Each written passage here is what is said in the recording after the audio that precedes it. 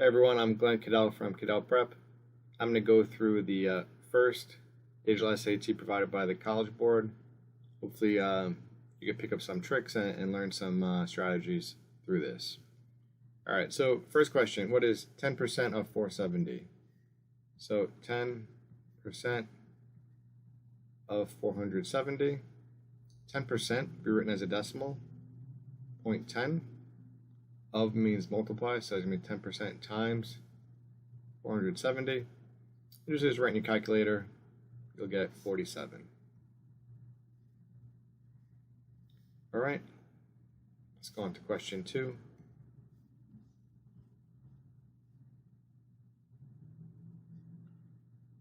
Okay, we have 4x plus 6 equals 18. Which equation has the same solution as the given equation? So if you look at the answer choices, they'll say 4x equals something, right? Well, the equation starts off with the 4x in it. So really, we just want to get this by itself. So 4x plus 6 equals 18. To get this by itself, we have to get rid of the plus 6. So we're going to do inverse operations. We'll have to do minus 6 from each side. So we have 18 minus 6, which is 12. So we have 4x equals 12. So we didn't actually solve for x, but we do have this, which matches up. This would give us the same solution, because it's the same equation, just manipulated a little bit. All right, question 3. The total cost in dollars to rent a surfboard consists of a $25 service fee and a $10 per hour rental fee. Person rents a surfboard for T hours and intends to spend a maximum of $75 to rent the surfboard.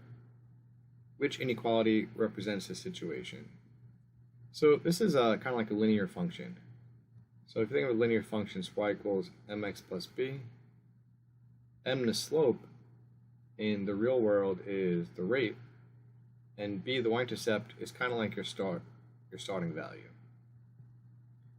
So we have the rate of $10 per hour times the number of hours plus the initial service fee, the starting point of $25. So this is going to tell us that the total cost of renting the surfboard depending on the number of hours. We have a maximum, $75. Okay, but our actual cost has to be less than 75 or equal, because it could reach 75. So in other words, 75 is greater than or equal to 10t plus 25. And it could just be written around a little bit, so we could put the 25 first, add the 10t. Now look at the mouth. The mouth is going to open to the 75, so it will be written like this. So choice D.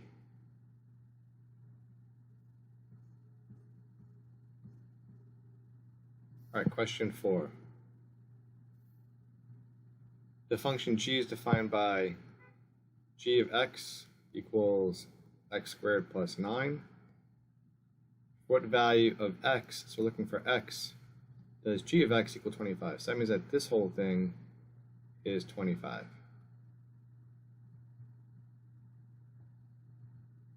So we have an x squared, so this is technically a quadratic, but we could solve this by getting x squared by itself, since there's no regular x term. So we get x squared by itself, just minus 9 from both sides. So we have 16 equals x squared. So I get rid of the squared part, so do square root of both sides. And in this case, when you do the square root, you have to remember that you're going to get plus or minus whatever the answer is. The square root of 16 is 4, so the answer is plus or minus 4. But in this case, 4 would be the answer. That's the one that's given.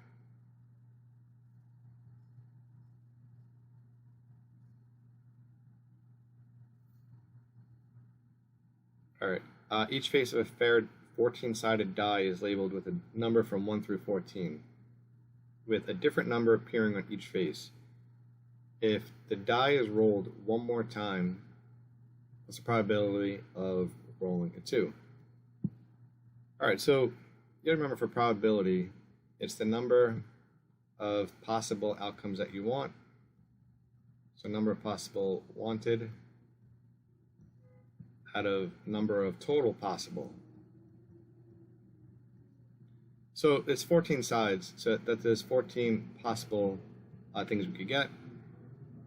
We only want to get a 2, right? So you don't put a 2 up here because it's the number of possible wanted outcomes. We only have one possible outcome that we want, and a 2 only appears once because it's labeled 1 through 14.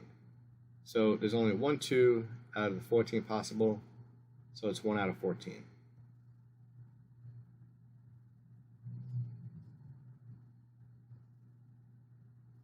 All right, now question 6. A printer produces posters at a constant rate of 42 posters per minute. At what rate in posters per hour does a printer produce the posters? So let's write this down. It's 42 posters for every 1 minute. And we want the answer to be in terms of posters per hour. So we want posters on top, that's fine, and time on the bottom. But we got to change this to hours. So we need some type of conversion. Well, there's 60 minutes in an hour. So we should write 60 on top here, 60 minutes, and 1 hour on the bottom here. And the reason why you do this is because when you multiply, minutes on the bottom cross out minutes on top. So we're just left with posters on top per hour. So we have to do 42 times 60. We could use Desmos for that. 42 times 60, 2520. So 2520 is our answer. This would be 2520 over 1, just 2520.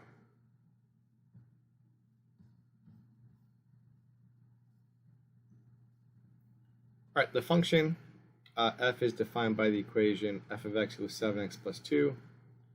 What's the value of f of x when x equals 4? So f of x equals 7x plus 2.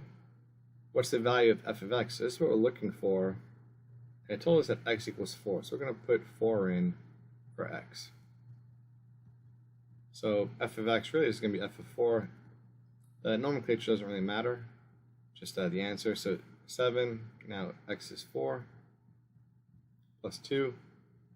So you could type this whole thing into Desmos here. It's not the answer. But you type the whole thing into Desmos, that's going to be 28 plus 2, and your answer is 30.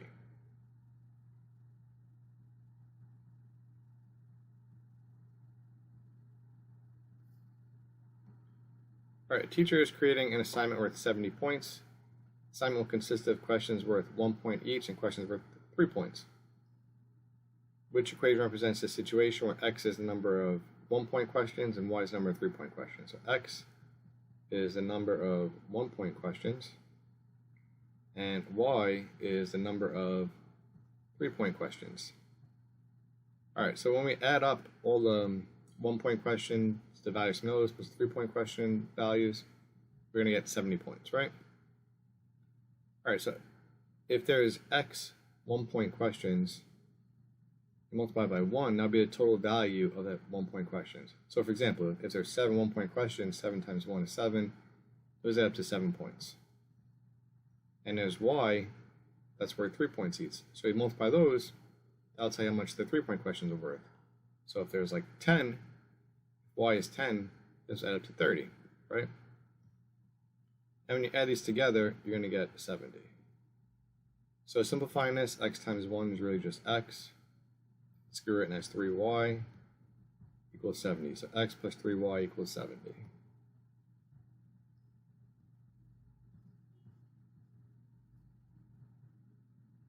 All right, number 9. Right triangles LMN and PQR are similar, but L and M correspond to P and Q respectively. Respectively means in that order. So L was the first one mentioned, so that corresponds to P. M is the second one mentioned, so that corresponds to Q. Angle M has a measure of 53. What's the measure of angle Q? So I'm just going to make these triangles. I know it says right triangles, but I don't know where the right angle is. I'm just going to draw regular ones. So L M, N, P, Q, R. And the way they're written also matches up. L, M, N, P, Q, R. L matches up with P, M with Q, and N with R. So I wrote them the same. L, P, M, Q, N, R. All right, so angle M has a measure of 53. What's the measure of Q? Well, M matches up with Q. So if this is 53, this is 53. So choice B. All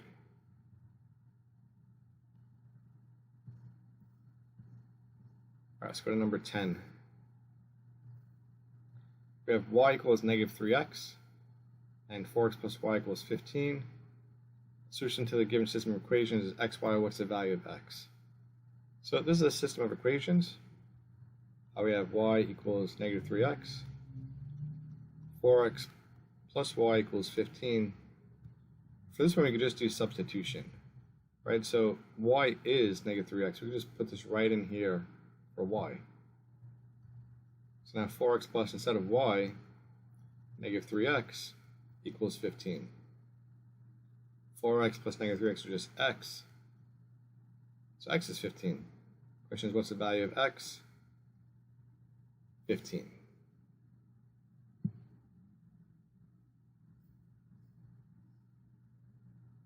All right, 11. Which of the following equations is most appropriate linear model for the data shown in the scatter plot? So don't go crazy with this. This is really, you could find the answer to this just by doing some simple analysis. This would look like a line that's going down, right? So we know that the slope has to be negative.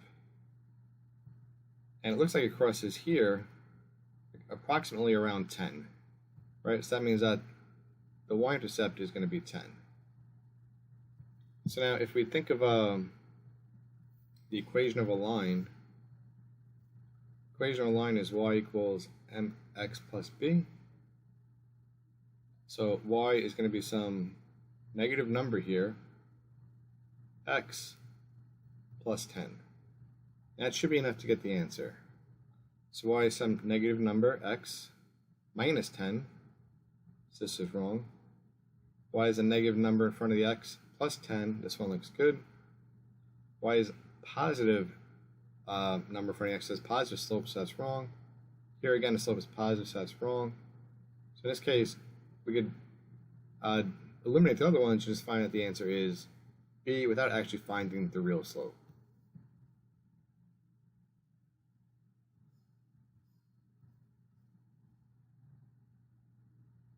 All right, question 12.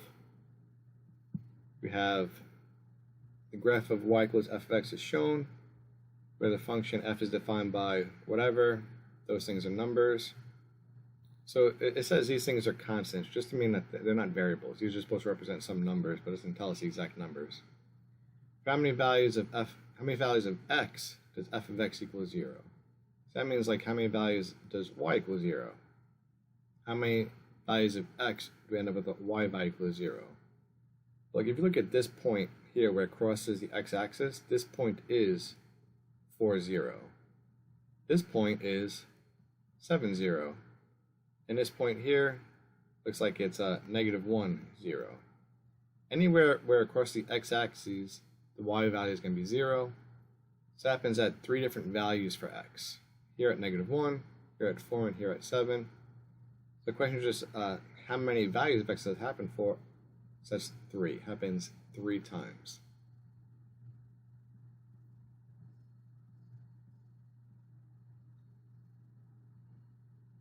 All right, question 13. Vivian bought party hats and cupcakes for $71. Each package of party hats cost $3, and each cupcake cost $1. If Vivian bought 10 packages of party hats, how many cupcakes did she buy? All right, so we know that the dollars for cupcakes plus the dollars for the packages of hats are going to add up to $71. Each package of hats is $3, and she bought 10 packages of hats. So to find the total cost, you multiply those. Each one is 3, and there's 10 of them, so 10 times 3. And then same thing for cupcakes. It would be the number of cupcakes times the cost per cupcake, which is $1. So we just end up with x plus 30 equals 71. So we just have to solve for x, right? So minus 30, minus 30. And we get left with x here equals 41.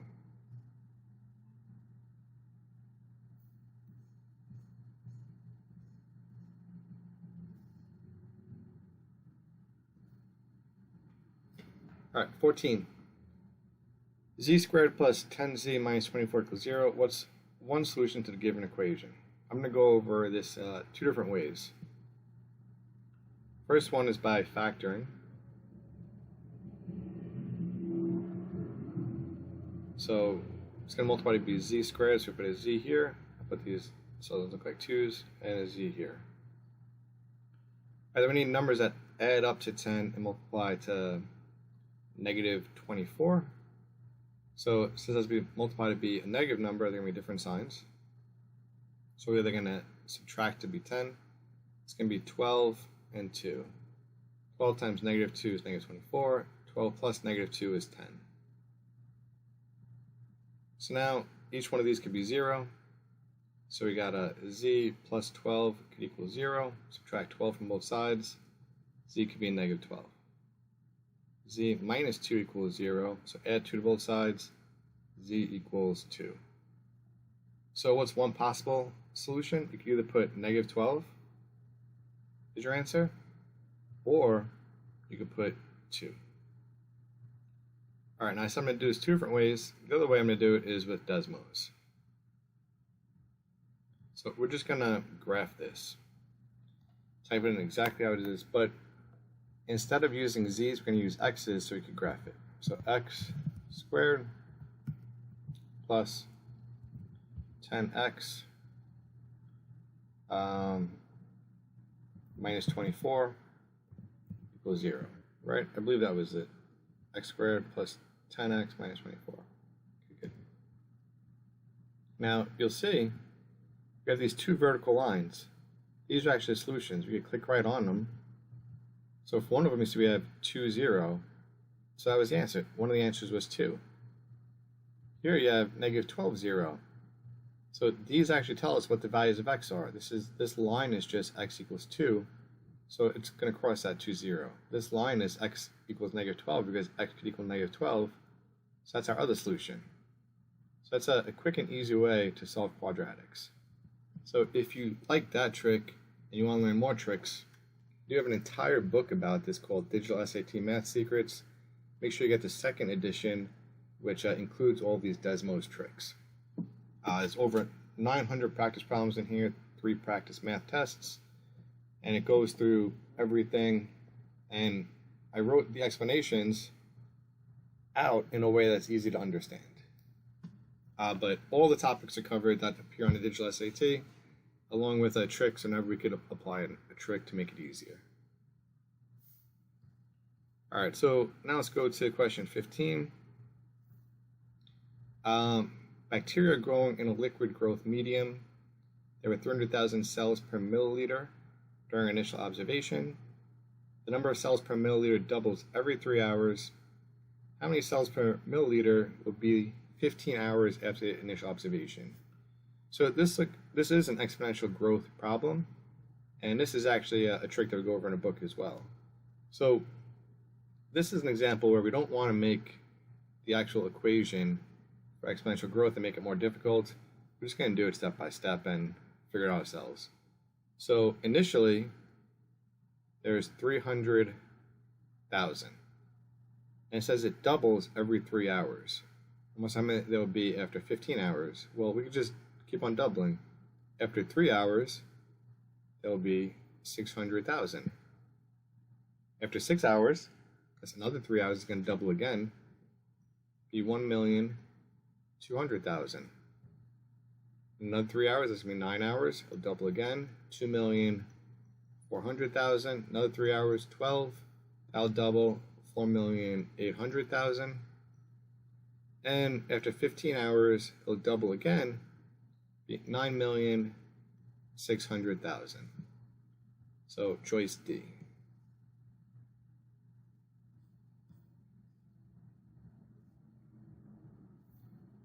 All right, 16. Which expression is equivalent to this? 6x to the 8th y squared plus 12x squared y squared. Let's look at most of the answer choices. Looks like they tried to factor something out. But first, let's look at this. We have x to the 8th, x to the 12th, second. So we can't combine these. They're not like terms, even though the y squareds are the same. So we do have to factor. So look for greatest common factor. What goes into both of these numbers, 6 and 12? 6 does. And it's kind of a clue because 6 is already here. Going to look at the x terms. It says x to the 8th, x squared. So you're pretty much going to take the smallest exponent, which would be x squared. And y squared and y squared, it's in both of them, so we can take out y squared. All right, now let's factor it out. So divide this term by this. So 6 divided by 6 is just 1. X to the 8th divided by x squared. Remember, when you divide terms that have the same base and exponents, you subtract the exponents. So it's going to be 6. Y squared divided by y squared is 1. You don't have to write 1 again, so there's just no y's here any longer. All right, now next term. 12 divided by 6 is 2. X squared divided by x squared is 1. We don't have to write a 1 again. Y squared divided by y squared is also 1. We don't have to write that again. So this is our answer. And of course, you don't have to write this one. So x is 6 plus 2 is on the inside. That matches up with choice C.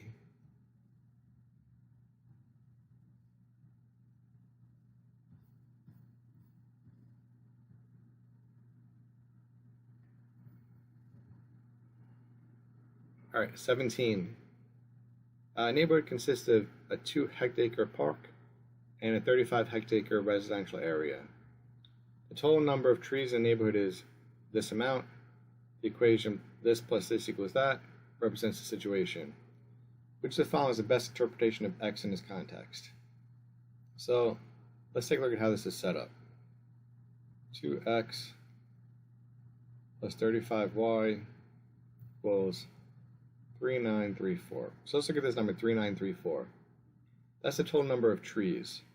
So the units for this part is trees, which means that the unit for this entire thing here has to be trees also. And this has to be trees. But let's look at what these numbers represent. 2 is a 2-hectare park. So this is 2 hectares, and this 35 is 35 hectares of residential area. So we could figure out what the units of x and y have to be based on that. We need this whole thing here has to represent trees. So that means we have to multiply this by trees per hectare. This have to be multiplied by trees per hectare. Then you'll be left with trees, because the hectares will cancel out. So again, the question is for x. So x definitely represents trees per hectare, right? Which is what A and B say: average number of trees per hectare, average number of trees per hectare. So it's not going to be C, and it's not going to be D. And x goes with the 2, which is for the park. So this has to be the number of trees per hectare in the park. So that's going to be choice A. If we look at choice A, the total number of trees in the park, that would be this entire thing. The 2x would represent that, and 35y would represent choice D, the total number of trees in a residential area. But just the variable y would be the average number of trees per hectare in a residential area. X would be the average number of trees per hectare in the park. Okay, 18. We have this graph. The graph shows the relationship between the number of shares of a stock in company A, X, and the number of shares of stock company B, Y, that this person can purchase. Which equation could represent this relationship? So this is a linear function, right? And 2 of these are written as linear functions. but that doesn't mean that it's the answer. If we just take a look at this quickly, y equals mx plus b, we could see that the b value from this is going to be 40. And the slope is going to be negative. So this should be y equals some negative number, x plus 40, which neither one of these have. So these are both wrong. So these must represent, one of these represents this line.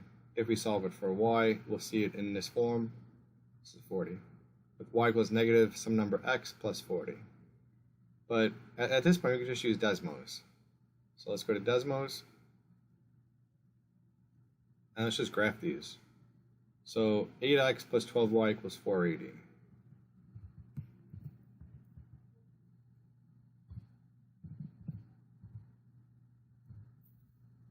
Okay. I have to make this smaller. And you see this passes through 40, passes through 60, just like this one does. So this is the correct answer. Let's just look at what this would be, 12x plus 8y.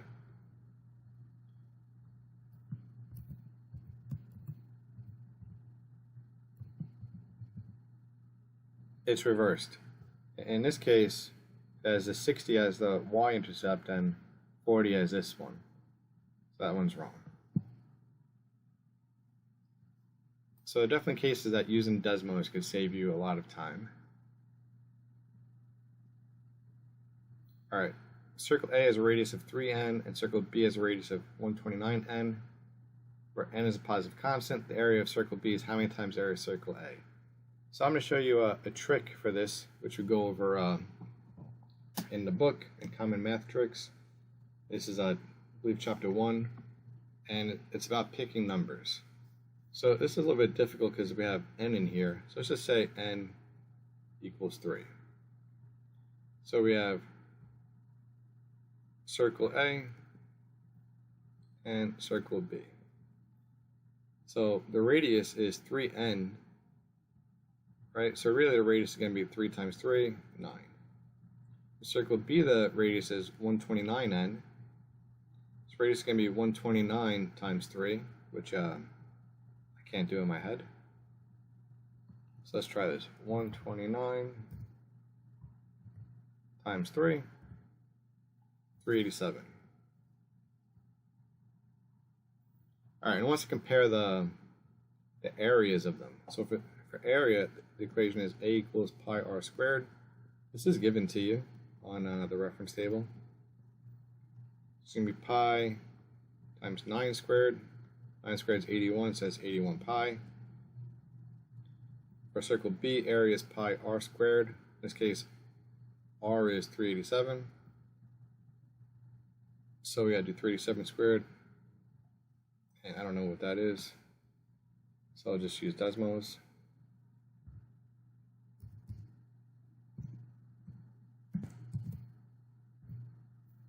This gigantic number, 149769. So the question is, how many times, the area of B is how many times the area of circle A? So we got to divide these. All right, so if you do 149,769 pi divided by 81 pi, pi's cancel, really just dividing these two numbers. So 149,769 divided by 81, you get 1849. 1849 times as big. And this is this is geometry. It's really a ratios question, and there's another way to solve it, but this one way is easy enough.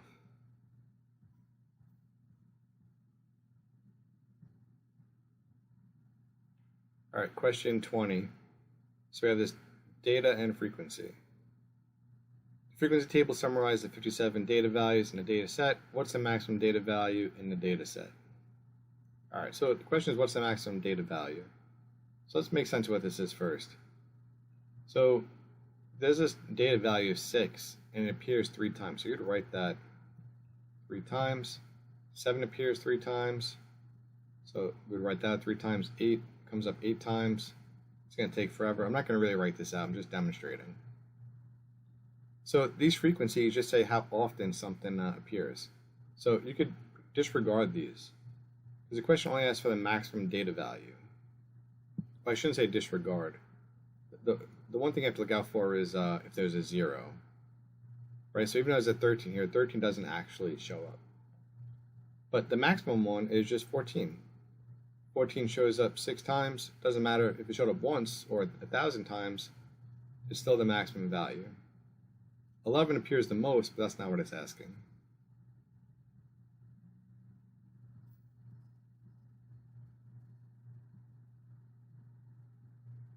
But 21, a circle in the xy plane with a diameter with endpoints 2, 4, and 2, 14. An equation of this circle is this, where r is a positive constant. What's the value of r? So this formula, the equation of a circle is not given to you, but it's x minus h squared plus y minus k squared equals r squared, where h and k is the center and r is the radius. So if we have x minus 2 squared plus y minus 9 squared, that really means that the center is 2, 9. Right? The equation has minus signs in it, so if there's a minus sign here, it's just a regular 2. And that's just a regular 9. So we can make a quick sketch. So 2, 9, doesn't matter if it's perfect. Right, then there's a point at 2, 4, and another point at 2, 14. So the circle looks something like this. But the key here is that it goes from 4 up to 14. That distance, this diameter, is 10. The diameter is 10. Okay, but that means that the radius is half of that. The radius is just 5, right? Because in a circle, diameter goes all the way across. Radius just goes from the center to the edge. So the radius is just half of that, so it's 5.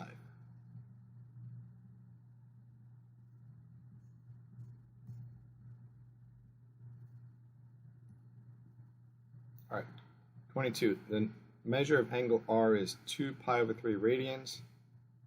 The measure of angle t is 5 pi over 12 radians, greater than the measure of angle r. What's the measure of angle t in degrees? All right, so on the reference table, they tell us that 2 pi equals 360, which really means that pi equals 180. This is something that you should be familiar with, for the SAT at least.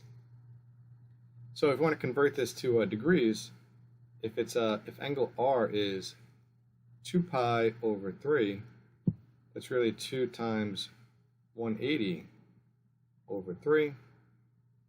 So let's see, that should be 120. And we have to find this, 5 pi over 12. So it's going to be 5 times 180 over 12. That one I don't know. I don't feel like figuring it out. So 5 times 180 divided by 12 is 75. So really, the measure of angle r is 120 degrees, and the measure of angle t is 75 degrees greater than r. So it's 120 plus 75, 195.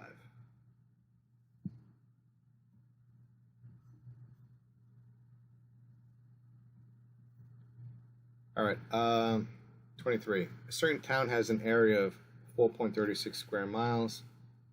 What's the area in square yards of this town? So this is another ratio question, similar to that area one we had for the circle.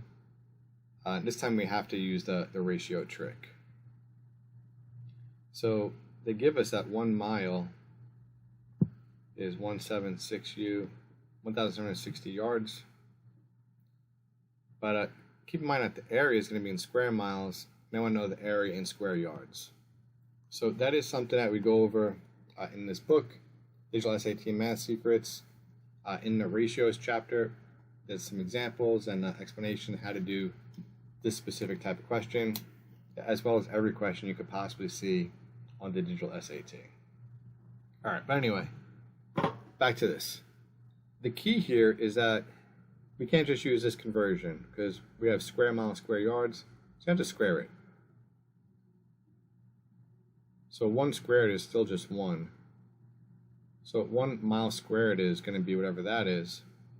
We'll just use Desmos.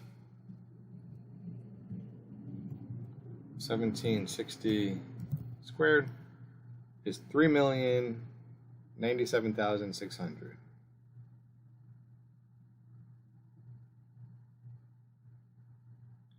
So now we have a ratio we could use. So let's start off by writing down a ratio we know, and we'll put mile squareds on top and yard squareds on bottom. So 1 to 3,097,600. So in our proportion, we're going to always keep miles squareds on top and yard squareds on the bottom. So the town is 4.36 square miles, and we're looking for yard squared, so that's x. So we cross multiply. So x is going to be whatever 4.36 times this is.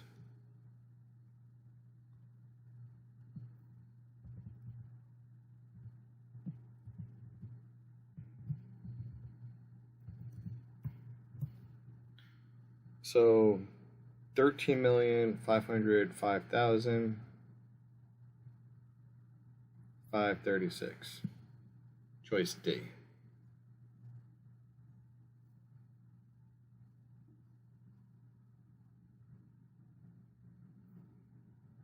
All right, 24. This is a good question. All right, so as you can see, the questions get harder as you go through the section. We have x values and y values. For line H, the table shows 3 values. So this is linear. That's important. Gives their x and y values. Line K is a result of translating this down 5 units in the xy plane. What's the x-intercept of line K? So we got to find out what this line is first, right? So first thing we should do is find the slope. Slope is y2 minus y1 over x2 minus x1. So we'll say this is 0.1 and this is 0.2. So y2 is going to be 160. Y1 will be 130. X2 is going to be 23. And X1 is 18. So this is going to be 30 over, this is 23. 30 over 5, which is 6. So slope is 6. So now we could find the y-intercept by doing y equals mx plus b. So for y and x, we'll just pick a point, 18 and 130. So y is 130. The slope is 6. And x value is 18. I'm trying to find out what y-intercept gives us that. So 6 times 18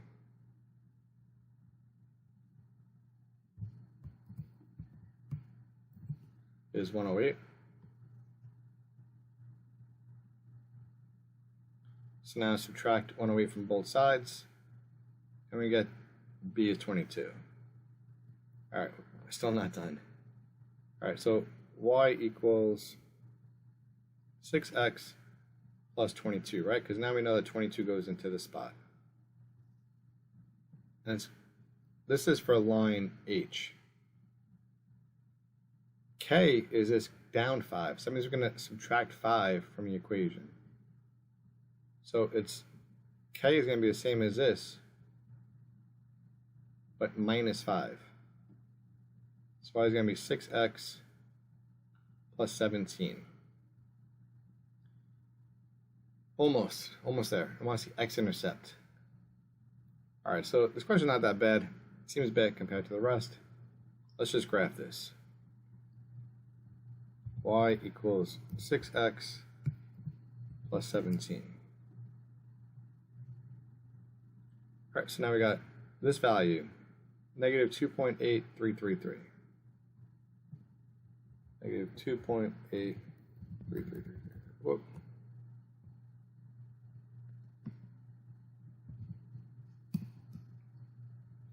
negative 2.833333. All right, didn't give me the option. Because it's repeating, it didn't give me the option to change it into a fraction. So we're just going to have to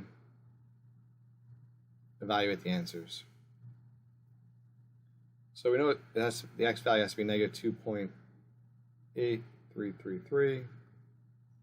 So just look at this. 26 over 3, it's going to be 8 point something, negative 8, so that's out. It's going to be negative 4.5, negative 3 point something. And if you divide this, you'll see it does equal negative 2.8333. Choice D is the answer. All right, let's look at 25. In the xy plane, the graph of the equation, this intersects the line y equals c at exactly 1 point. What's the value of c? All right, so let's go over a few concepts first. This is a parabola, so if it's x squared, it's going to look like this. If there's a negative in the front, it's going to look like this. The line y equals a constant, so like, so we had this graph, and at y equals 5, it's just going to pass through at 5 like that. If it was y equals 11, it's going to pass through 11, and it's always going to be, the value of y is always going to be 11, it's going to be horizontal. This could be like y equals negative 4, and so on. All right, so how does that help us? Well, let me get rid of this first. But what's going to happen is we're going to have this parabola that's intersect at 1 point. If it goes through here, it's going to intersect at 2 points. If it goes above it, it's not going to intersect at all. We need to go through the vertex. Then we'll only touch it one time. So we have to find out what the vertex is. An easy way to find a vertex is to just graph it in Desmos. So let's write this. Y equals negative x squared, what is it? Plus 9x minus 100. Plus 9x minus 100. Alright, so now we see that the vertex is right here.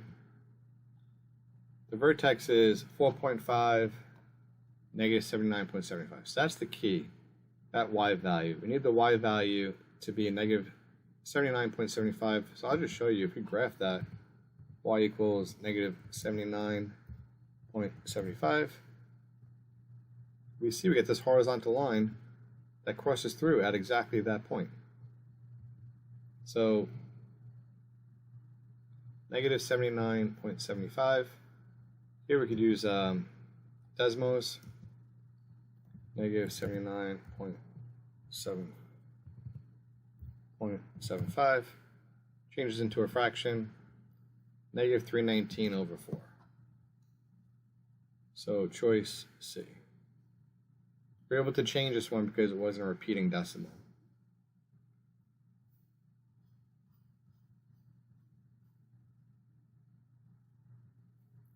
All right, 26.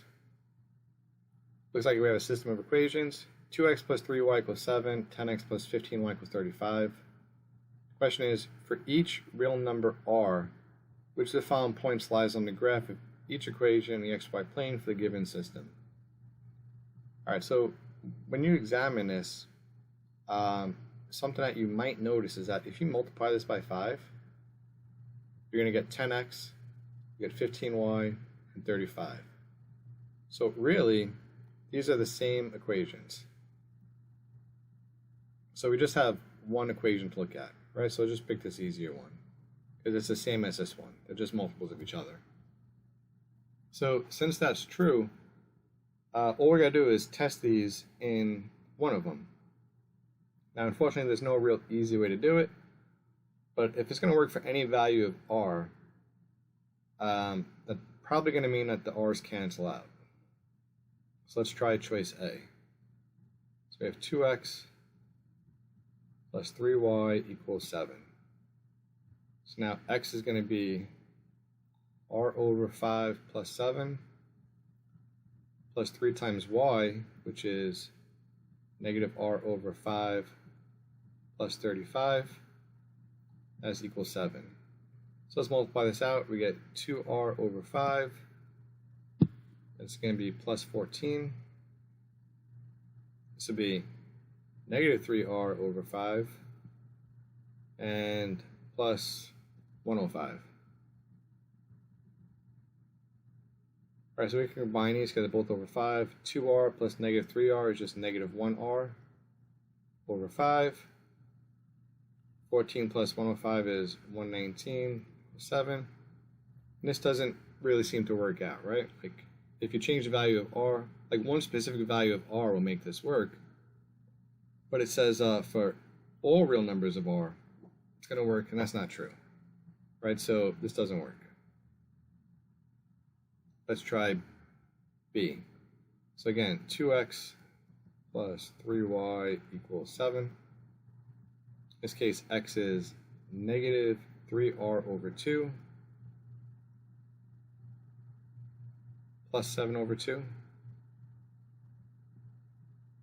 And then the y value is just r. So let's multiply this. This will be negative 6r over 2. And distribute this one. This is going to be 14 over 2. And this is just 3r. Negative 6 over 2 is really 3. So this is negative 3r plus 14 over 2 we could just write as 7.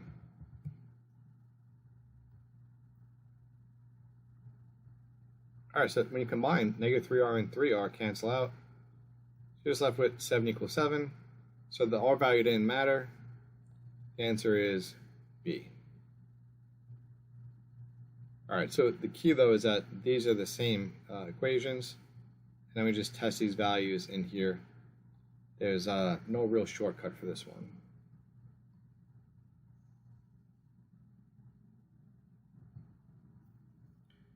Alright, 27, last question.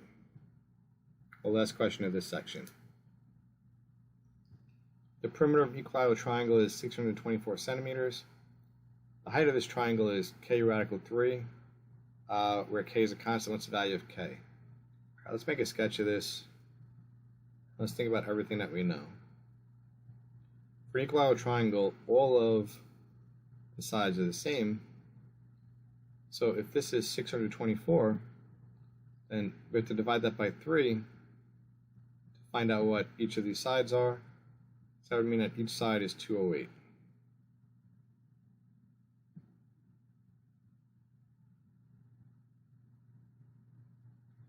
All right, and it says that the height of the triangle is k radical 3.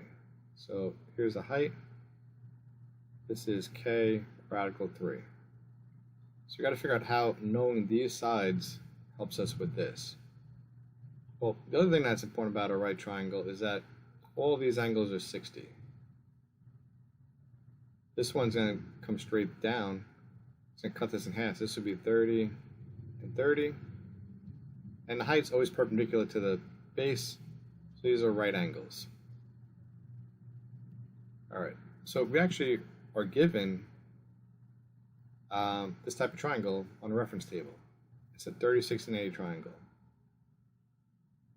30, 60, 90. This is x. This is 2x. This is x radical 3. And if we look at this triangle and try and match it up, the side that's across from the right angle is 208. Right, I'll put 30 here and 60 here so that these two triangles match up. Across from the 30, we don't really know, but we kind of do because it's cut in half. Each of these is 104. And this side that we're looking for across from the 60 is k radical 3. Well, if these match up, that means that the 208 and the 2x match up, meaning that x has to be 104. Because 2 times 104 gives 208. These have to match up. So again, x is 104. So it looks good so far. And if this is x radical 3, then this has to be 104 radical 3 because we figured out that x is 104. So the question is, what is k? Well, these match up perfectly. K is 104. Alright, so hopefully you found it helpful. I'll go over part 2 in a separate video. And again, if you need more help with SAT, especially for math, suggest our book, Digital SAT Math Secrets. It goes over every specific topic in a lot of detail. It's over 900 practice questions, and the explanations are done in ways that are easy to understand, and I even try to use Desmos for the questions if we could use Desmos. All right, thank you.